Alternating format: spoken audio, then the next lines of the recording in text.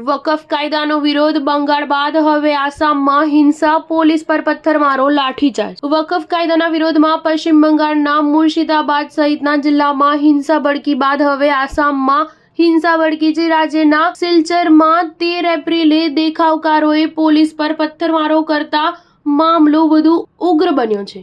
પોલીસે દેખાવકારોને કાબૂમાં લેવા માટે લાઠીચાર્જ કરવો પડ્યો છે। મળતા અહેવાલો મુજબ સિલચરમાં લગભગ 400 લોકો વકફ સંશોધન એક્ટનો વિરોધ કરી રહ્યા હતા।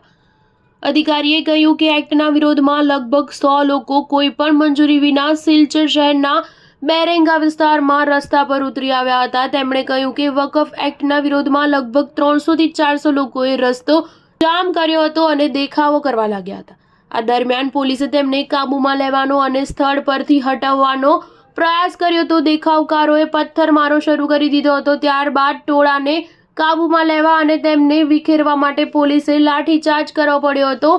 પોલીસે કહ્યું કે હાલ આ વિસ્તારને ખાલી કરી દેવાયો છે અને પોલીસનો કાફલો ખડકી દેવાયો હતો।